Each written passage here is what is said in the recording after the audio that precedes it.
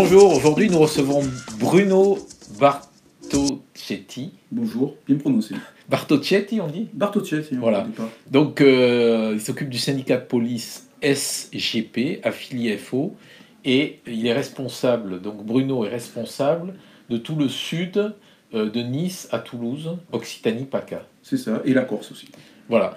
Donc, le syndicalisme dans la police, c'est 85% des policiers, très corporatistes. Donc, Bruno, lui, l'homme, 56 ans, une fille, Sévenol, d'Alès, très attaché à sa région. Très attaché effectivement, au Languedoc-Roussillon et à l'Occitanie, on va dire maintenant. Mais oui, c'est vrai que je suis très attaché aux Cévennes, j'y vais de temps en temps, heureusement. Lit beaucoup la presse, s'intéresse à la politique. Oui, de manière très curieuse, de tous les politiques.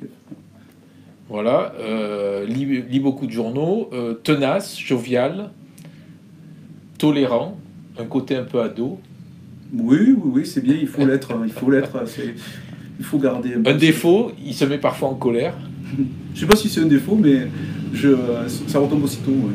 Apolitique, mais il aime bien le maire de Montpellier. Mais il s'est exprimé comme ça il y a 2 ans, je crois. Non, il y a combien de temps maintenant? 3 ans, ouais. Bah, j'aime bien les gens qui bossent, quoi. Enfin, les gens qui aiment leur ville. Ouais. D'accord. Et il en fait partie. Très sportif, marathonien. Oui, enfin, alors j'ai perdu beaucoup maintenant, hein, en matière de sport, mais forcément, mais ouais. Skieur, ski, natation, Vicenne, aime les vins, va déguster des bons vins au Dolia à Castelnau. C'est ça. Et, vous êtes bien renseigné. Hein. Oui, ben, je me suis renseigné sur vous, hein, j'ai un dossier. Ben, je vois ça, ouais. Donc, entre le boulot et le sport, quelques passions aussi, l'astronomie, la musique rock, un ami intime de Nino Ferrer. Ouais. Et les voyages. Il nous a quittés il y a 20 ans. Ouais. Et les voyages insolites, comme dernier voyage dans la Laponie. Je suis impressionné parce que vous savez beaucoup de choses. Hein. Oui, c'est vrai. En plus. Bon, on va arrêter avec le portrait. On va partir sur la une du numéro 812. Donc on revient sur une affaire qui concerne aussi un peu la police. Le sujet de une du prochain numéro, c'est voiture, l'éternelle pompe à fric. Vignette, PV, radar, contrôle de vitesse, prix des cartes grises, coût de l'essence, contrôle technique. N'en jetez plus. Ça fait beaucoup, hein. Ça fait beaucoup, oui. Donc on revient sur tous ces sujets-là. Il paraît qu'on va beaucoup en parler dans les journaux cette semaine. Ouais, vous savez qu'en plus notre syndicat s'est positionné justement, vous voyez, dans le mouvement citoyen du 17 novembre. On est policier, on est citoyen, et c'est vrai que ça peut être un moment de colère. Pourquoi aujourd'hui ne pas soutenir à notre façon ces citoyens que nous sommes, en demandant, on va dire, une journée sans contravention, vous voyez, sauf pour les événements graves, bien sûr. Mais à notre façon, on doit justement soutenir la population française, car nous sommes dans cette société. Nous avons besoin de soutien, donc nous soutenons cette population. Donc on revient dans les pages intérieures sur l'armistice dont on a tant parlé là, cette semaine, avec le mythe du maréchal Joffre, qui était donc au lycée Joffre, avant de partir sur le front en 14. Et donc on revient un peu on démystifie le fameux maréchal. Ensuite on revient aussi sur les européennes qui n'intéressent pas grand monde. Et on fait un revival sur Annie Yag et son énorme délégation, Annie Yag, que nous avons reçue la semaine dernière. Voilà, donc Bruno, est-ce qu'il y a des sujets tabous dans la police? En tout cas, pour moi, il n'y a pas de sujet tabou. Je répondrai de mon mieux à toutes les questions que l'on peut se poser dans la police nationale. Lisez-vous La Glorieuse? Je vous fais une confidence. Je suis abonné à La Glorieuse. Je trouve justement qu'un journal qui puisse s'exprimer comme vous le faites avec beaucoup d'audace, je trouve ça très intéressant. Aujourd'hui, voilà, on a des journaux comme Le Canard enchaîné qui existe depuis 100 ans, c'est ouais. Ça. J'espère que La Glorieuse va vivre encore très longtemps, et parce que justement, ce sont des journaux où l'on peut voir, de manière très neutre, que tout le monde prend plein le cigare. Je trouve ça intéressant. Quel est votre lieu emblématique à Montpellier? Moi, j'aime beaucoup. Non, mais vous savez, j'aime beaucoup c'est très banal, mais j'aime beaucoup la place de la Comédie. Et je regarde beaucoup quand je vais dans une ville, je regarde beaucoup les toitures. C'est curieux ce que vous. Et quand on voit l'art haussmannien autour de cette place, je trouve ça très très intéressant. Aujourd'hui, et la place de Jean Jaurès, je la trouve aussi très intéressante. Aujourd'hui, nous sommes un peu dans une société en tension. Croyez-vous, avec votre expérience, au vivre ensemble et au pacte républicain? Moi, je crois surtout que, oui, bien sûr, on doit travailler pour vivre ensemble. La République, elle est malmenée, là. Elle est en difficulté, mais je crois qu'on doit surtout pas s'enfermer. C'est le réflexe que beaucoup de Français ont. Bon, je ne suis pas un donneur de leçons, je commets bien sûr mes erreurs. Mais on a tendance à s'enfermer, à se protéger. On oublie juste le matin que quand on se lève, en allant vers les autres, on peut avoir le retour. Et c'est peut-être, c'est le côté, donc, on disait, naïf ou ado de ma part. On doit se battre pour justement vivre ensemble et chercher le bonheur ainsi. Et si la République ne répond pas au bonheur, il faut forcer, vous voyez, il faut la défendre, cette République. Il faut défendre notre société, et c'est certainement pas s'affermant en regardant le voisin de travers qu'on va y arriver. Qu'est-ce qui vous inquiète le plus à Montpellier? À Montpellier? Oui. Ce qui m'inquiète le plus à Montpellier, c'est que... Bon, je vais penser comme beaucoup finalement. Hein. Je vous ai dit que je me positionnais. Alors vous posez la question à Bruno ou aux policiers ou aux syndicalistes? Plutôt à la fonction, oui.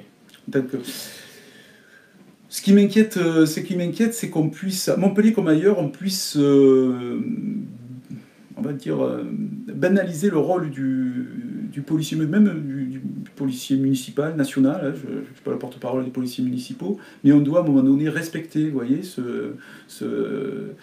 ces agents qui sont là pour sécuriser Montpellier. On doit les respecter, on ne doit pas banaliser comme on peut le voir. Si on se lève le matin, c'est pour se faire insulter. Il y a une grosse dégradation. C'est surtout je trouve, dans les relations humaines. Hein, ça rejoint un petit peu ce que je disais tout à l'heure, ça se dégrade pas mal à ce niveau. Hier, je regardais un reportage là, sur la une, avant les... Comment il s'appelle, Harry Roselmack, là, qui fait une émission, je ne sais plus comment ça s'appelle.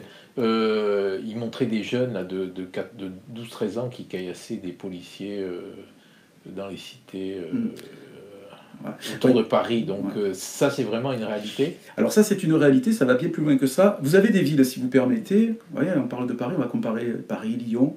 Marseille, c'est déjà différent. Lorsqu'on parle de Marseille, on va parler de règlement de compte sous forme de drogue, ce qui est vrai. Hein. Vous savez...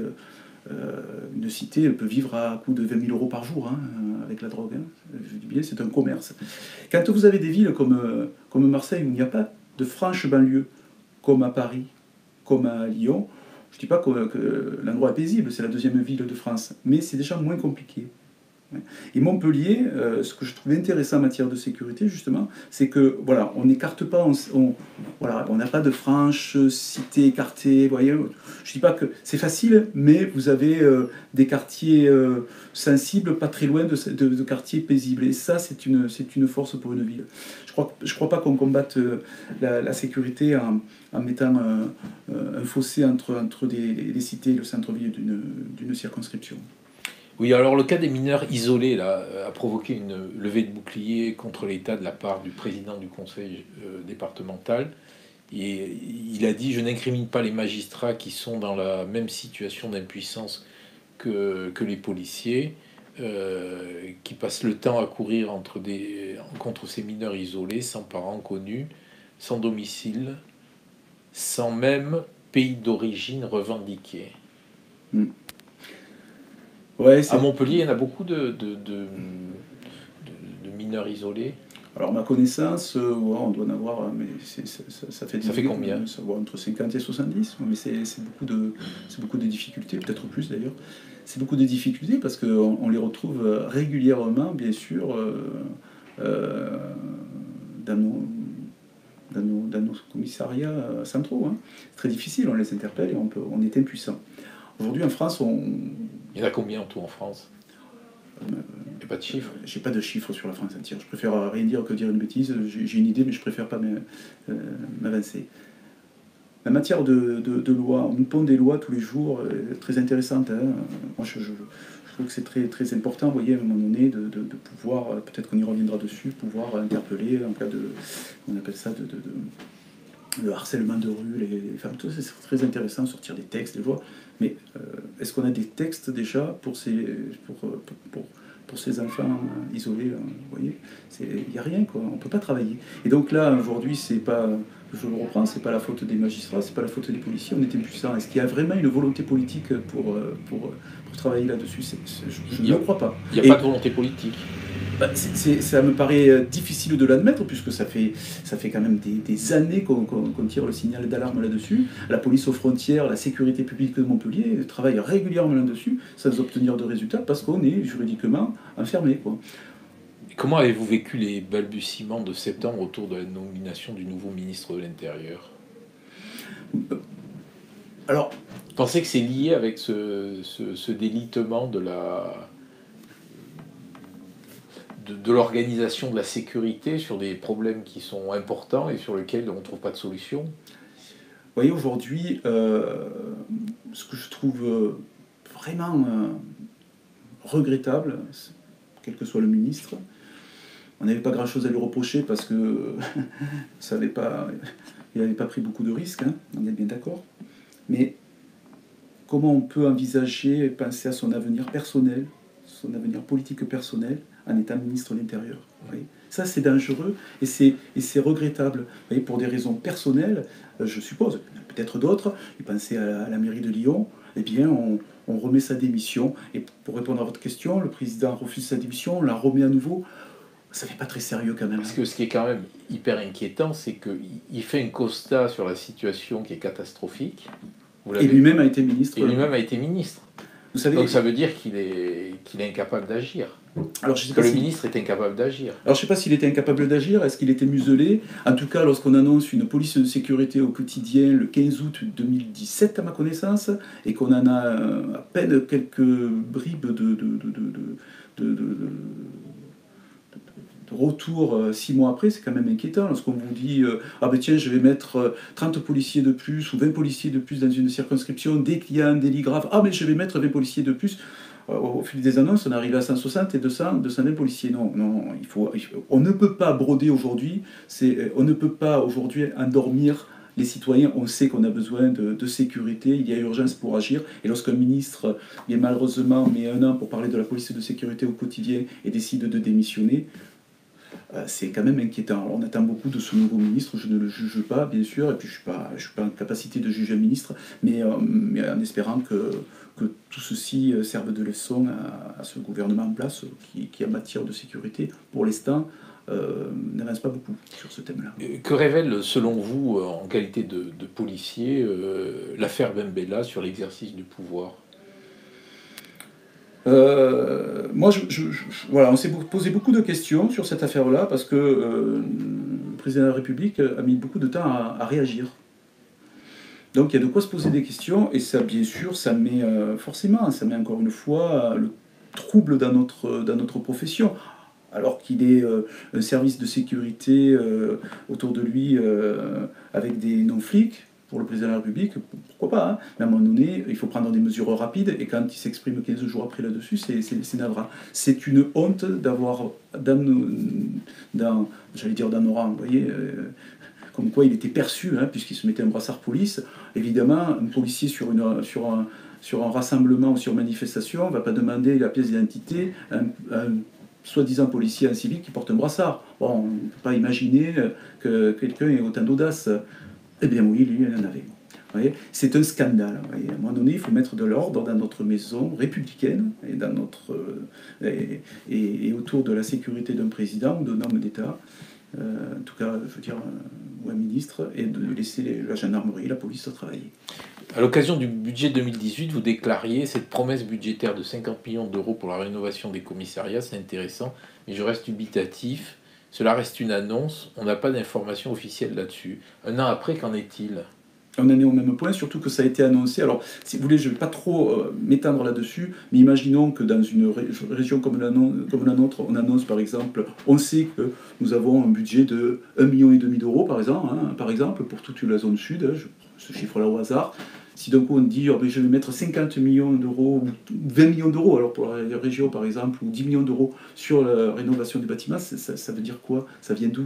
Hein, ça vient déjà d'un budget qui a été programmé, et en fait, ce sera au détriment d'autres lignes budgétaires, et on laisse, si vous voulez, on est toujours dans l'annonce, et on a un budget global qui, lui, par contre, est en baisse. Donc, on ne pouvait être que dubitatif sur une annonce qui était plutôt trouble. Déjà en 2009, à l'occasion de la mise en place là, des unités territoriales de quartier, vous vous souvenez, destinées à recréer du lien, sécuriser certaines zones urbaines sensibles, vous déclariez, on puise dans d'autres effectifs et on nous met devant une situation inconfortable. La police est-elle rétive aux changements proposés par les politiques?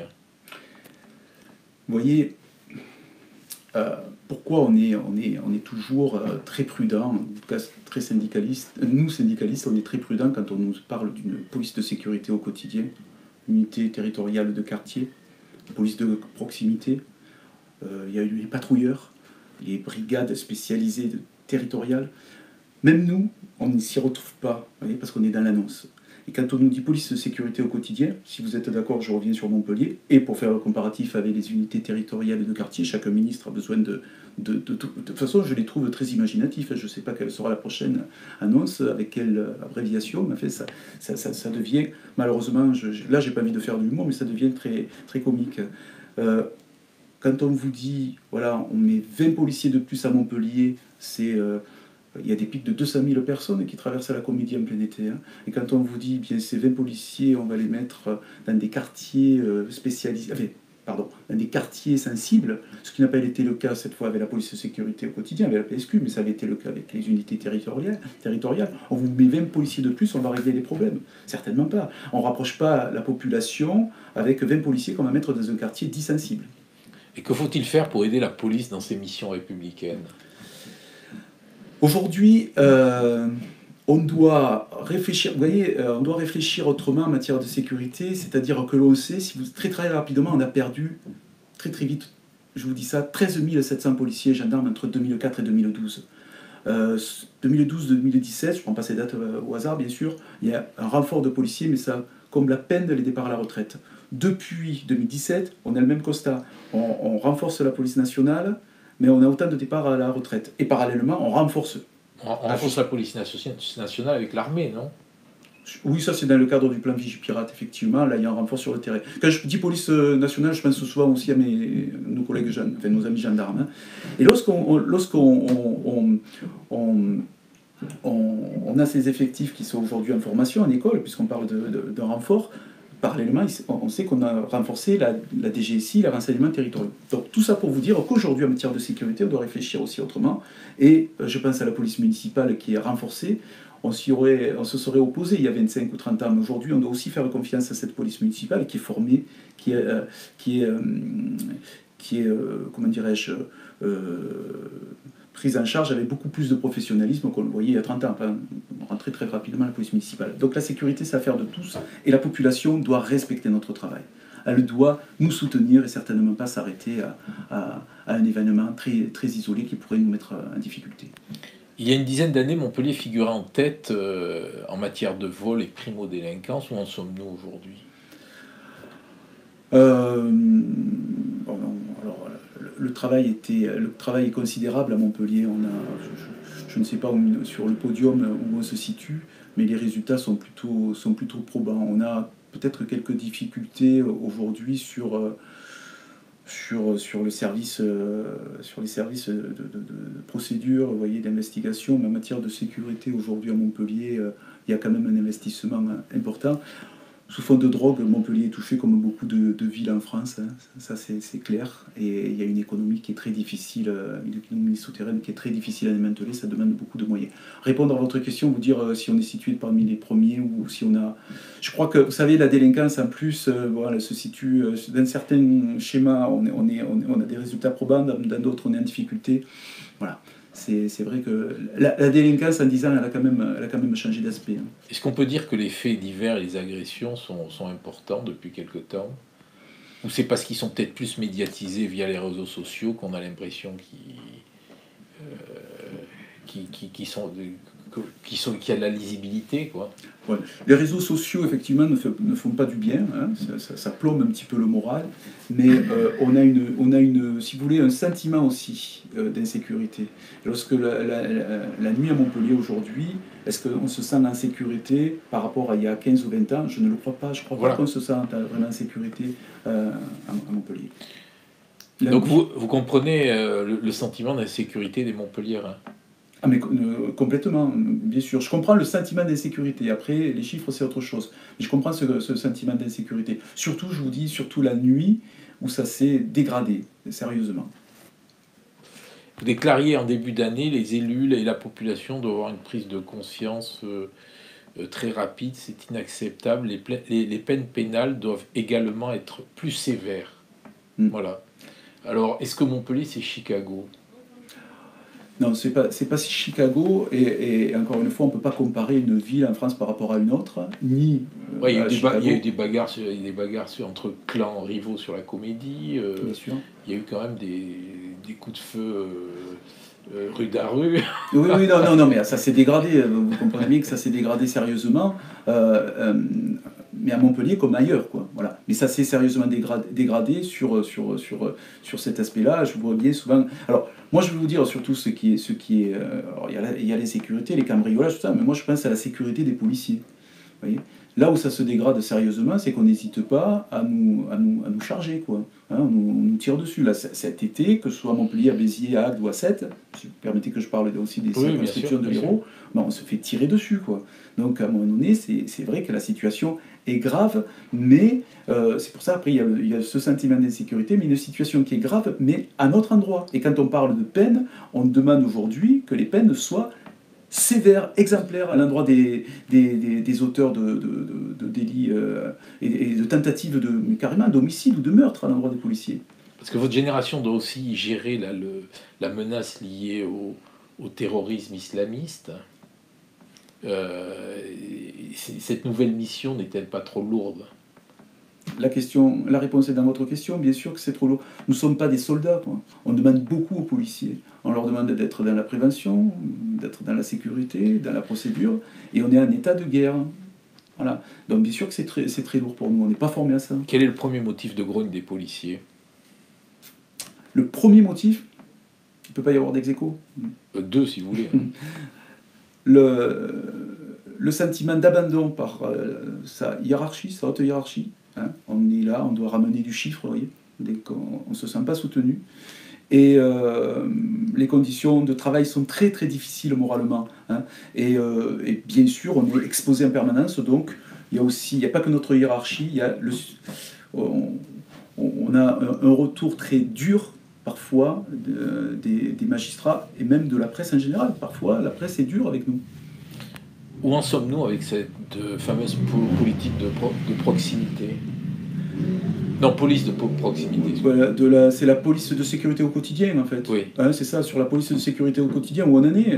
Bon, écoutez, déjà, il y a eu un travail, je trouve, assez intéressant qui a été fait entre le maire, la préfecture et les chefs de police. C'est qu'on a compris que la police de sécurité au quotidien devait s'exercer aussi dans le centre-ville, aussi enfin, dans tous les quartiers de la ville. Et surtout pas, encore une fois, mettre cette police de sécurité au quotidien, comme on a pu le voir dans d'autres villes de France, uniquement dans les endroits sensibles. Vous savez, dans les cités, vous avez 90% des personnes qui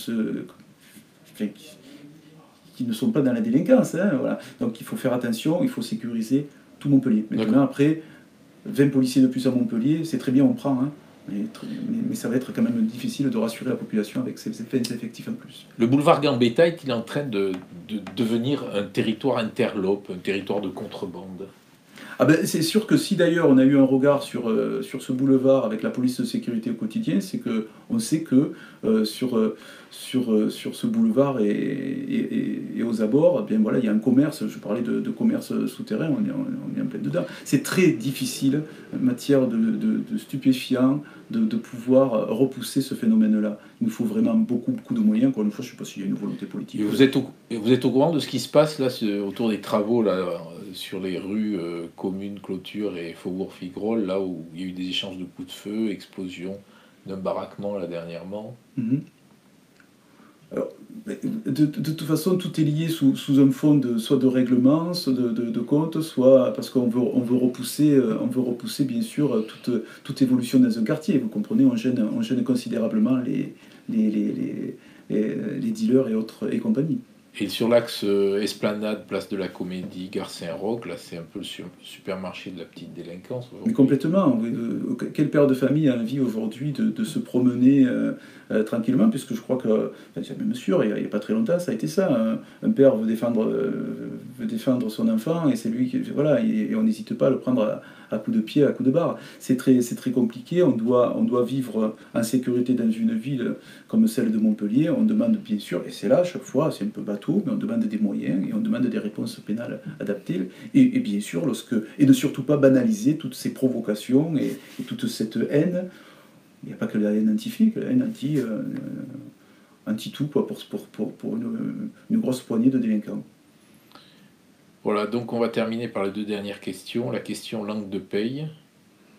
Dans son livre sur les francs-maçons, qui est sorti là dernièrement, de Jacques Molena, il évoquait que les policiers sont organisés en fraternelles. Pensez-vous que ces fraternelles améliorent les conditions de la police? Fraternelle, en tout cas, ou une relation franc-maçonnique entre policiers. Moi, je crois que la franc-maçonnerie en France est intéressante, elle est noble. Pourquoi pas entre policiers? Ça me pose pas de problème. En même temps, il ne faut pas non plus que ce soit une, comment dirais-je, que ce soit des fraternelles ou des loges qui ne correspondent pas à ce que l'on peut attendre d'elles. Je crois qu'il faut surtout regarder la profession dans son ensemble et surtout pas se rentrer que dans ce schéma de franc-maçonnerie. Voilà, on termine par la question chapeau, si vous voulez bien choisir. Il y a plusieurs billets et c'est la même question, c'est ça? Ouais, je prends un hasard. Au hasard. Et là, je vais prendre mes lunettes. Je lis la question, oui, évidemment. Que pensez-vous de la politique générale en matière d'application des peines? De manière générale, je crois que on est encore une fois, on est dans l'économie.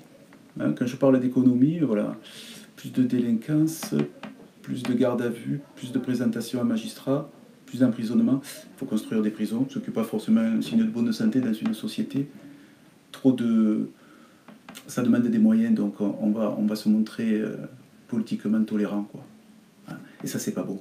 À un moment donné, on doit vraiment faire comprendre que de manière générale, les peines doivent être appliquées. Vous allez en prison, vous n'avez pas forcément les bonnes personnes en prison. Et en prison, vous avez des personnes qui ont, je ne dis pas que je ne vais pas les féliciter, mais qui ont roulé sans permis pour aller travailler. Oui. Ceux-là, on les retrouve en prison, puis vous en avez dehors où on leur dit bah, écoutez, on verra ça la prochaine fois. Ça, c'est quelque chose de honteux dans notre société. D'accord. Je vous remercie.